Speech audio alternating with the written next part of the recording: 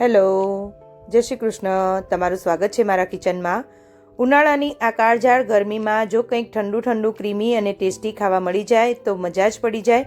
એટલે જ આજે આપણે ફક્ત 10 મિનિટમાં બની જાય તેવું ખાવામાં સુપર ક્રીમી અને એકદમ રીચ મેંગો સાબુદાણા ડેઝર્ટ બનાવીશું. આ ડેઝર્ટ એટલું ટેસ્ટી બની છે કે ઘરના બાળકોથી લઈને મોટા બધા જ આંગળા ચાટતા રહી જશે. તો ચાલો ઉનાળા માટેનું આ ખાસ એક ડેઝર્ટ બનાવવાનું શરૂ કરીએ. તો હવે આપણે એક પેન લઈ લઈશું અને પેનમાં થોડું પાણી એડ કરીશું, જેથી આપણે જે દૂધ ગરમ કરવાનું છે તે દૂધ નીચે ચોંટી ન જાય તેના માટે. અને 500 ml દૂધ લઈ લઈશું. દૂધ ફૂલ ફેટ ક્રીમવાળું લેવાનું છે. હવે દૂધને હાઈ ફ્લેમ પર ગરમ થવા દઈશું. હવે જ્યાં સુધી દૂધ એકદમ ગરમ થાય ત્યાં સુધી આપણે એક કસ્ટર્ડ પાવડરનું મિશ્રણ બનાવવાનું છે. તો હવે તે બનાવી લઈશું. તો જ્યારે દૂધ ગરમ કરવા મૂક્યું ત્યારે મેં તેમાંથી અડધો ગ્લાસ જેટલું દૂધ લઈ લીધું હતું અને તેમાં હવે કસ્ટર્ડ પાવડર એડ કરીશું. તમે કોઈ પણ ફ્લેવરનો કસ્ટર્ડ પાવડર લઈ શકો છો. તો અત્યારે અડધી ચમચીથી થોડો વધારે એટલો કસ્ટર્ડ પાવડર લીધો છે અને હવે તેને સરસ મિક્સ કરીશું, જેથી તેમાં ગાંઠા ના રહે. તો હવે સરસ મિક્સ થઈ ગયું છે. તો હવે આપણે બીજી સાઈડ આપણે જે દૂધ ગરમ કરવા મૂક્યું હતું તે દૂધ પણ ધીરે ધીરે ગરમ થવા લાગ્યું છે. તો હવે દૂધ ગરમ થાય એટલે તેમાં આપણે 2 ચમચી ખાંડ એડ કરીશું. હવે ખાંડ એડ કરી અને બધું સરસ મિક્સ કરી લઈશું. સરસ એવું મિક્સ થઈ જાય અને દૂધ થોડું ઉકળવા લાગે ત્યાં સુધી તેને ઉકાળીશું. તો હવે તમે જોઈ શકો છો કે દૂધ ઉકળવા લાગ્યું છે. તો હવે આપણે કસ્ટર્ડ પાવડરની સ્લરીને એડ કરીશું અને થોડું થોડું હલાવતા જઈશું અને એડ કરતા જઈશું, જેથી તેમાં ગાંઠા ન પડી જાય. તો હવે આ દૂધને આપણે જ્યાં સુધી ચમચીને કોટ થાય ત્યાં સુધી તેને કટ કરવાનું છે. ફ્રેન્ડ્સ, તમે મારી રેસીપી કઈ સિટી અને કયા સ્ટેટમાંથી જુઓ છો તે એકવાર જરૂરથી જણાવજો. તો હવે દૂધ ચમચીને કોટ થાય તેટલું ઘટ થઈ ગયું છે. હવે ગેસની ફ્લેમ આપણે બંધ કરી લઈશું અને દૂધને એકદમ ઠંડુ થવા દઈ અને પછી ફ્રીજમાં ઠંડુ કરવા માટે મૂકી દઈશું. તો હવે આપણે કસ્ટર્ડ પાવડરવાળું દૂધ બનાવીને તૈયાર કરી લીધું છે. હવે આપણે બીજી પ્રોસેસ જોઈશું.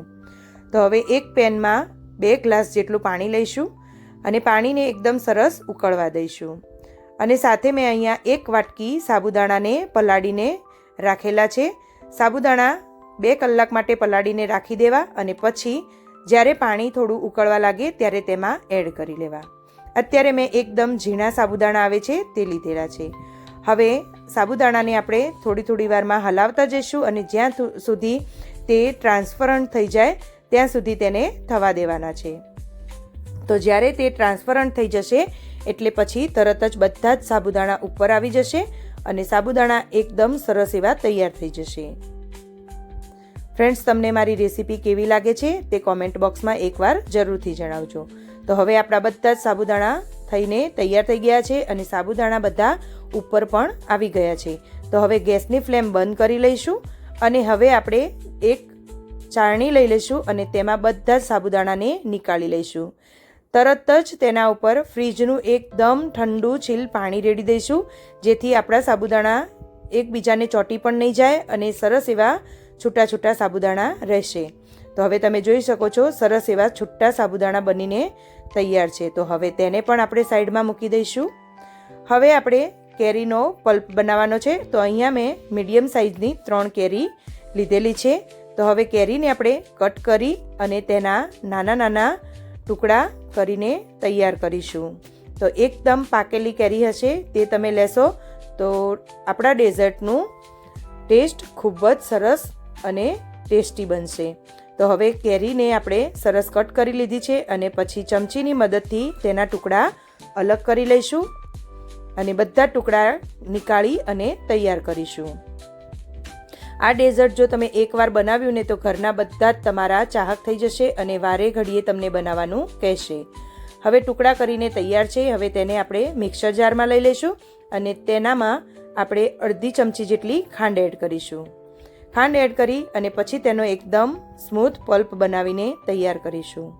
તો હવે કેરીનો પલ્પ પણ તૈયાર થઈ ગયો છે. તો ચાલો હવે આપણું ડેઝર્ટ બનાવીને તૈયાર કરીએ.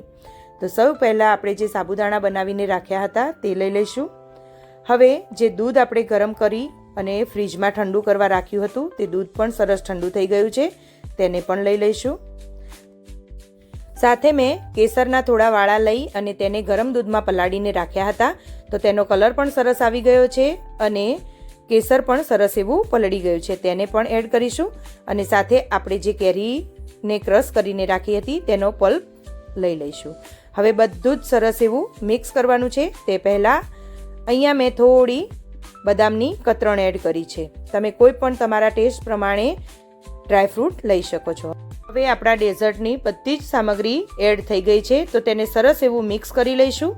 થોડું મિક્સ થઈ જાય પછી એમાં આપણે એક કેરીના મેં થોડા નાના નાના ટુકડા કરીને તૈયાર રાખેલા છે, તો હવે તે ટુકડા તમે અંદર એડ કરશો તો તે ખાવામાં આવશે તો ખૂબ ટેસ્ટી એવું આપણું ડેઝર્ટ લાગશે. તો તેને આપણે એડ કરી લઈશું અને ફરીથી હવે બધું જ મિક્સ કરી લઈશું. તો આપણું ડેઝર્ટ બનીને તૈયાર છે.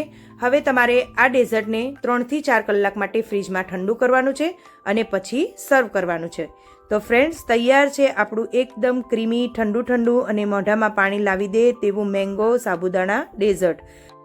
તમે પણ આ મેંગો સિઝનમાં આ રેસીપી ઘરે એકવાર જરૂરથી ટ્રાય કરજો અને તમને આ રેસીપી કેવી લાગી તે મને કોમેન્ટ બોક્સમાં જરૂરથી જણાવજો. જો તમને આજનો વિડીયો ગમ્યો હોય તો વિડીયોને લાઈક કરજો, તમારા ફેમિલી અને ફ્રેન્ડ્સ સાથે શેર કરજો અને આવી અવનવી રેસીપી જોવા માટે મારી ચેનલ જાયકા બાય ખુશ્બુને સબસ્ક્રાઈબ કરવાનું ભૂલતા નહીં. જો હજી સબસ્ક્રાઈબ ન કરી હોય ને તો જલ્દીથી સબસ્ક્રાઈબ કરી લેજો. ફરી મળીશું એક નવી રેસીપી સાથે. ત્યાં સુધી આવજો. Thank you. બાય.